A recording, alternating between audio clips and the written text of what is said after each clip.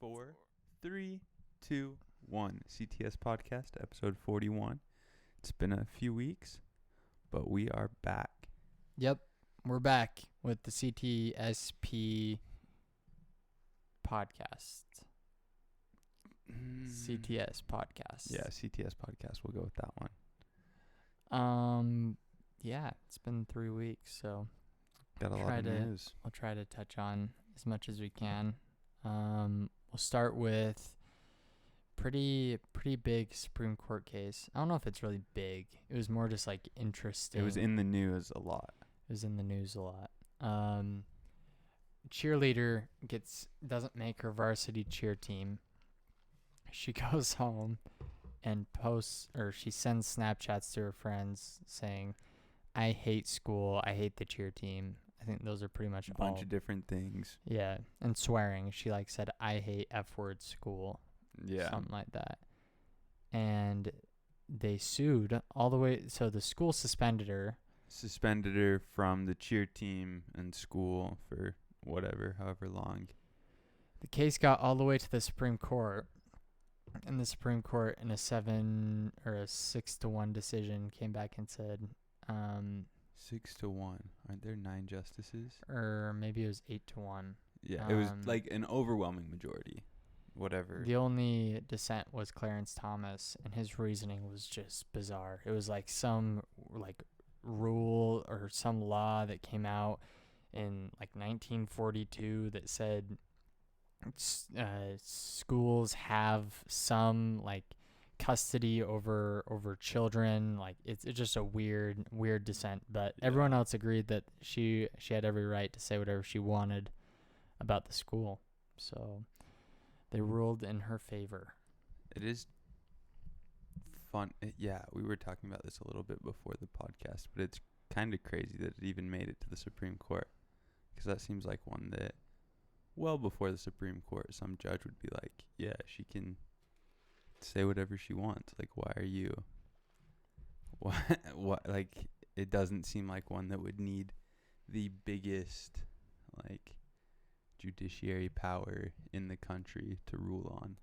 Yeah, it is weird. It must have been a lower court decided against her, and so they sued. I'm sure the appellate court, I would assume, agreed in her favor, but yeah, it's weird that it got there. And can you imagine if they had ruled against her?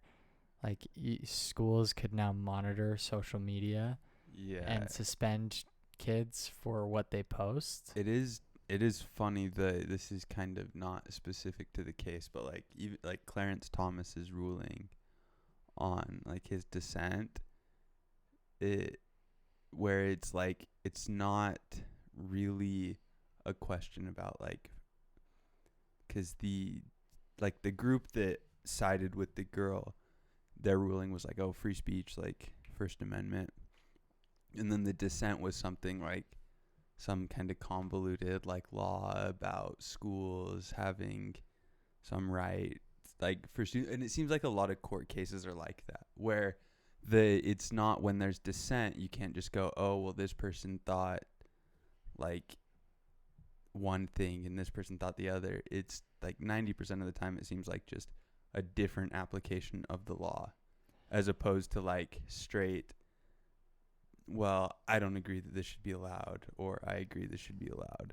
That's why textualism is weird to me. It's as a judicial philosophy, it really doesn't make sense, to me at least, because there is such ambiguity. It's so... I used to agree with textualism a lot more. I was like, okay, if the founders wanted it to be taken how it's written when they wrote it, and apply it how they intended to when they wrote it, regardless of when it was written, that makes sense to me. But there's such ambiguity, and textualists haven't even really been consistent about it. Antonin Scalia, who's the biggest textualist on earth, when the case was brought, it was Citizens United versus the government versus Citizens United, right? Yeah, it might have been that. That's exactly what it was, actually.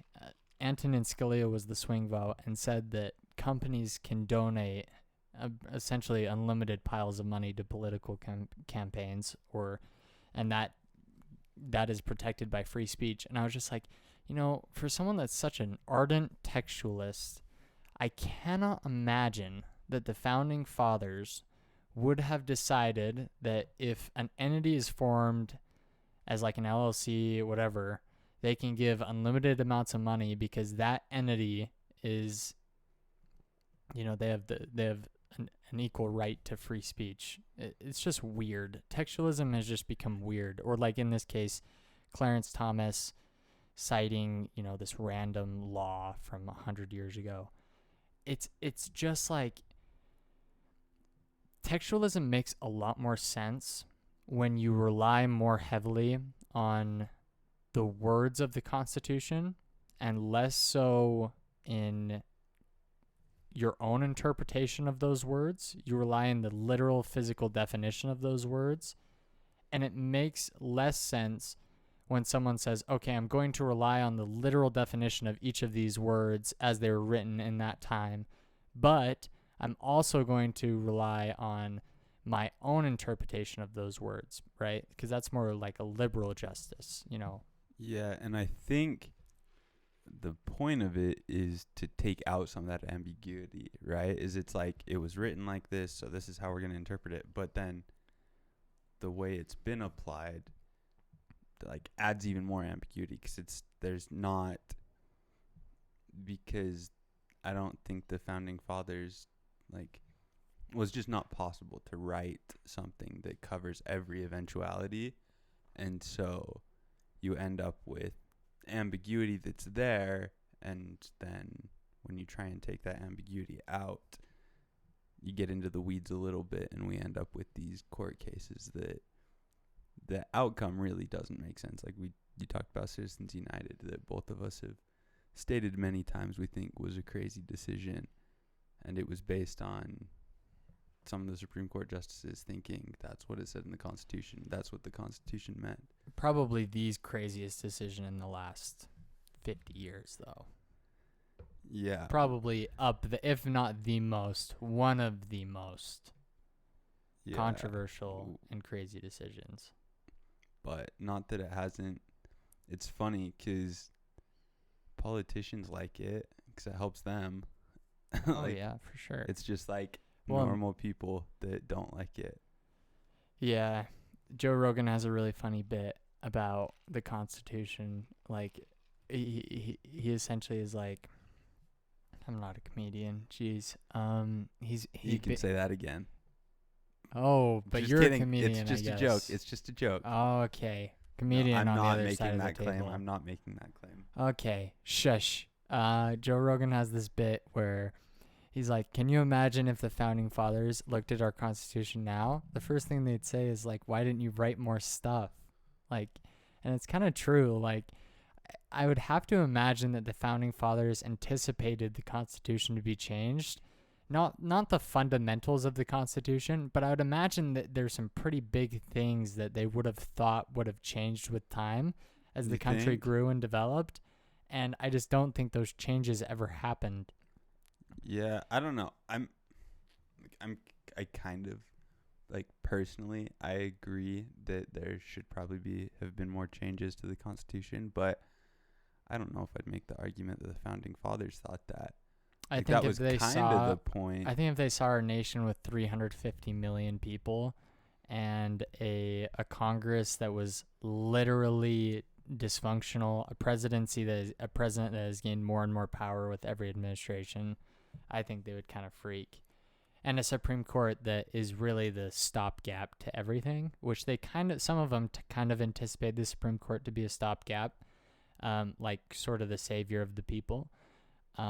But I don't think they anticipate the court having as much power as it has now. Yeah. It's that sort of stuff that I think they probably would have changed. I don't know if they would have changed real societal... I'm not saying they wouldn't change things. I think that, like, I think some of the systems they put in place were specifically to make change slower and more difficult. Like, some of that was intentional, I think, in my opinion. Oh yeah, for sure. It was intentionally dysfunctional is how they designed it. Yeah. Did you see we were just talking about this, but China just released video of their confrontation with India. I think it was in like it's on, I don't even know where it was. On the border, like the northern border of India. Yeah, and you see Himalayas. like just hundreds, if not thousands, of soldiers on both sides, just like clashing and coming together, and you can tell like China's being the aggressor. And do you believe that video? Yeah, I mean, do you think that's it? Do you think China would release that? Well, people died, so they didn't show the people dying. Like people, there was a lot of people killed at that confrontation. That's what's weird. Is China perpetrated an act of war against India, and it just was kind of brushed under the mat. Because when did that happen?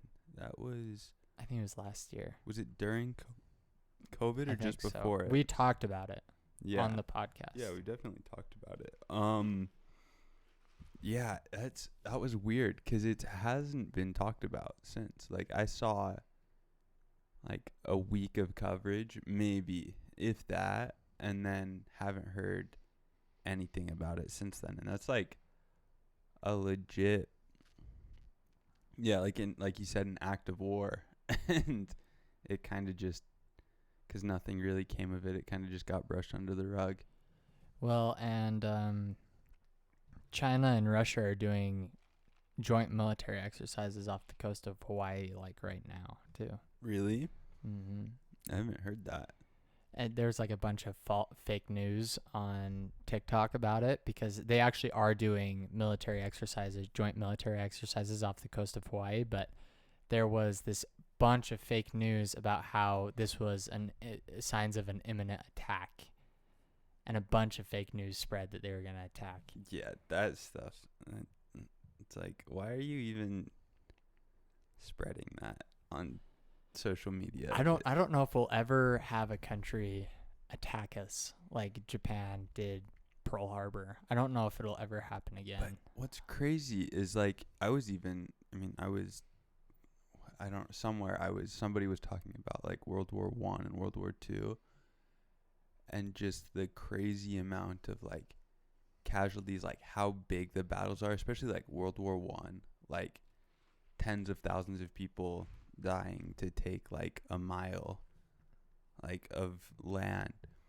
And it's like, even if you think about like Pearl Harbor and like 9/11 are probably the two biggest attacks on US soil in the last century. Two of the like only like major, not, I wouldn't say only, but two of the probably the two biggest. And it just pales in comparison to some of the stuff that like has gone on in Europe. And I've held the position that I don't think there will be like all out wars ever again.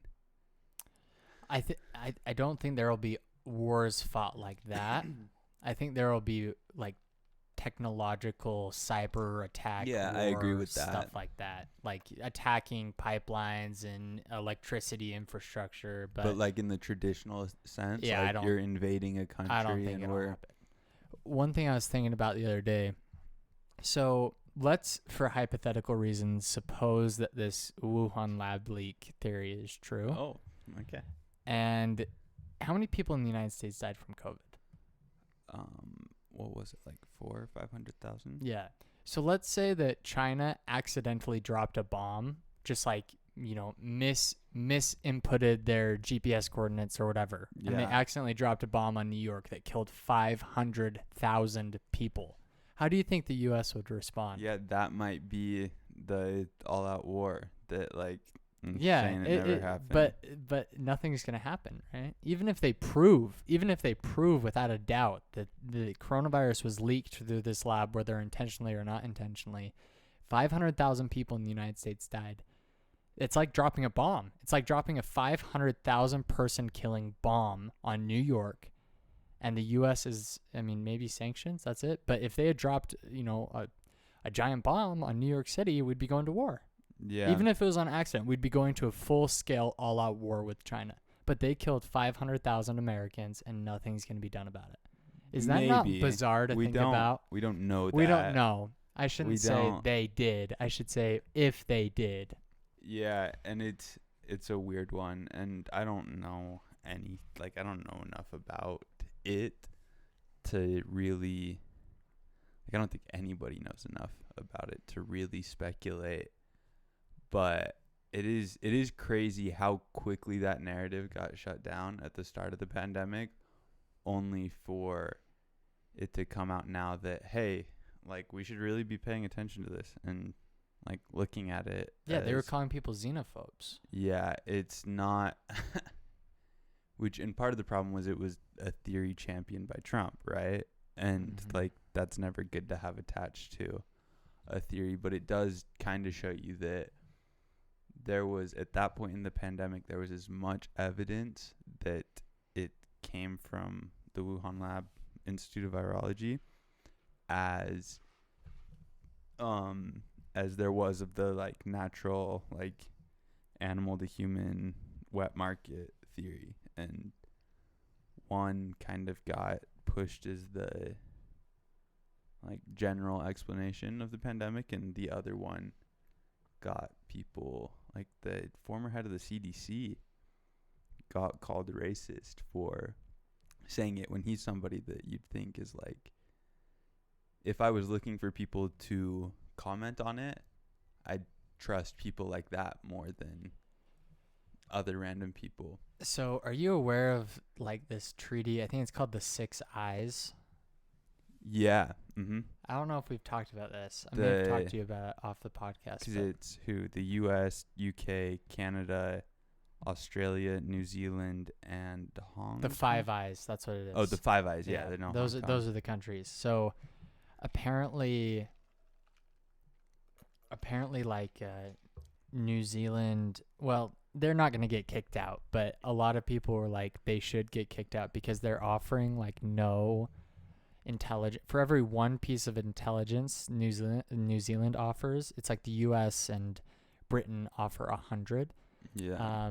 So Canada or Japan has been wanting to join this alliance, and it's the oldest multi-nation alliance in active right now. Is this Five Eyes alliance? Yeah.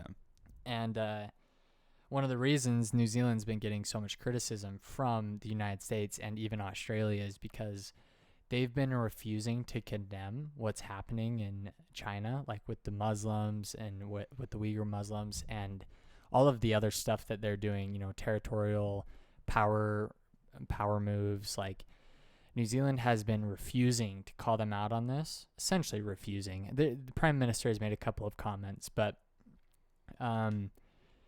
they've been really, quote unquote, this is maybe a bit harsh, so don't mark my words, or you can because it's true, quote unquote, cozying up to China, because China is, if they were to cease trade with China, it would probably be the end for New Zealand's economy. Like, it would just deflate.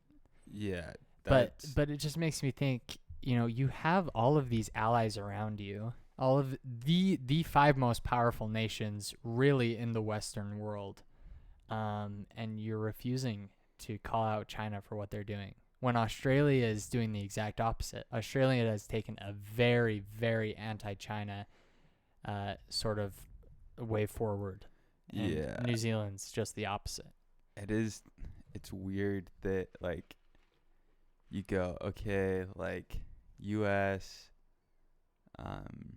great, like, UK, Canada, Australia. Okay, yeah. New Zealand, like, seems like weird. The odd man out there. It is weird. That, as far as, like, they could probably be included in the, like, Australia's intelligence. But yeah, I heard that like, they're not. Yeah, that just seems weird. Like, why is New Zealand included? Yeah, it is kind of weird, but I don't know.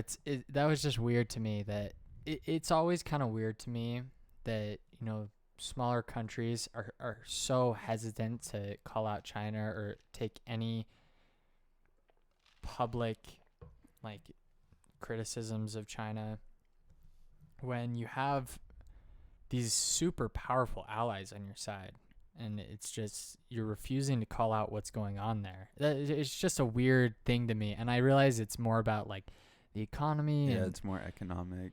But I just think that even if China were to completely cease trade with New Zealand, I mean they could probably get a favorable trade deal from Australia, the United States, Great Britain. I mean, obviously no one does trade quite like China, at least right now. But Yeah, and it's like if China, like I could understand it if New Zealand was in a position where they didn't have any allies and were trying to like stand up to China on their own. But like if China can't really like squeeze them economically without repercussions from other countries that are allies with New Zealand, and you could like these other countries could help out New Zealand. And why would like China can't really just target New Zealand, so it is weird that they're taking such a soft stance when it comes to China. yeah, it's a little bit weird, but I don't know. It seems like Biden's definitely taking a more globalist approach to trade, so it makes me think that a lot more countries are going to be getting favorable trade deals, I would assume. Maybe not. I don't know. No one really gets favorable trade deals with the United States. It's kind of weird. Like they get good trade deals, but the only country I can really think of that has, really, really good trade deals is us and the UK, and maybe Canada, I guess. It's Canada and Mexico probably. Or Yeah, because they signed that new agreement that replaced. NAFTA, Was it NAFTA? North American Free Trade Agreement. I'd assume I thought so. NAFTA was like a bunch of nations, though. No, I think NAFTA includes Canada and Mexico are the main ones. It might include like Central America, but I think it's mostly Canada and Mexico. So what's the one that includes basically like all the Western nations? Not NAFTA, because NAFTA is North America. But what's its name? I can't remember. I can't look it up. Yeah, I don't know. But yeah, it is an interesting new direction for his policy to go after all the trade war stuff under Trump. What about that building in Florida? That's not really politics, but kind of a it's current just event. weird because that doesn't really happen in the U.S. Like just these high-rise buildings collapsing. I don't think it really happens like anywhere around the world anymore, right? Unless like really underdeveloped nations, but I don't think a lot of buildings collapse like that. I'm not saying like conspiracy stuff is just weird. Yeah. Well, it was crazy I saw an interview with some guy that it was like his apartment was here and then here's where it collapsed, like the next apartment over, and it just sheared off. Like his side of the apartment was just open to outside. It's just like, and then did you hear they're gonna have to tear it down because that hurricane's coming through, so they're like demolishing it before the hurricane gets there. Yeah, it's pretty crazy. I've heard that a lot of news media outlets have been reporting that the building was in need of like a bunch of repairs before it collapsed. But yeah, that was a weird one because it was like, I think just Florida is kind of like a swamp, right? Like a lot of it's a swamp, so it's like not great for building. Because you think, oh well, like New York, like those massive skyscrapers have been around for forever, but it's because they're building into like granite. But yeah, that was just a kind of crazy event that you don't really expect to see happening. yeah, it's kind of weird. I don't know. I mean, there's so many conspiracy theories about it, and they're all so dumb. Yeah, it's just like super sad and unfortunate, and I don't know what you change. I think they're going through was it in Miami? I think so, yeah. Yeah. They're going through and inspecting all the buildings now. Wow. In or above whatever height, I don't know. They're going through and inspecting everything to make sure it's fine. But yeah, definitely a very sad situation, and something that you just don't see happen. So here. this is kind of a funny thing. The White House, and they're getting called out about this, which by Fox News. The Fox News reporter was calling out Jen Psaki about this, which just makes me roll my eyes. Because the Fox News, I don't know if you've ever listened to him, but the Fox News reporter in the White House is such an idiot. And he gets rolled by her, too, because he just says dumb things, and he's like, he just seems sort of underprepared for every remark she gives, and he's just so talking point focused. It's sort of like when Trump was getting, asked questions by MSNBC and CNN. They're just so talking point focused. It's like so cringe. But anyways, he asked her about this tweet, which I actually thought was funny. They tweeted that the price of hot dogs was like 17 cents cheaper. To enjoy them on the 4th of July. It was your Thanksgiving meal is like 17 cents cheaper this year than it was last year because of the White House or something like that. Or not like 4th of July. Yeah. 4th of July meal. Yeah. And so he asked her about it, and she was like, well, he was like, the price of gas is like $1 more. And I was like, that's true. And she was like, well, if you don't enjoy hot dogs, then you certainly don't have to eat them. But that point was to a bigger question on blah, blah, blah, blah, blah. It's like, okay, the guy probably does like hot dogs. But nice comeback. Why? Yeah, like, why tweet that? It doesn't make sense. It's not like I'm criticizing like it's just weird. It's not really me criticizing whether it's a decent tweet or not. I don't care. But it's just a weird tweet. It's just a weird thing to say. Your hot dogs are 17 cents cheaper, and thanks to the Biden administration. What? It's like when they were last year when somebody said something about statistics on some event. I can't remember what it was. Something was down, like something wasn't happening as much, and everyone's like, well, it's because of the pandemic. Like, you can't really make comparisons about stuff that happened during the pandemic to stuff that's not in the pandemic. It's just, I saw that too. And everyone's like, what are you talking about? Like, for one, anecdotally, like, all the stuff I was buying was more expensive. And also, why are you tweeting that? Yeah. It's just, exactly. Why are you tweeting that? It's just, I don't know. It just seems kind of weird to me. Yep. Okay. I'm going to call this one here. This one up? Yep, let's do it. Alrighty.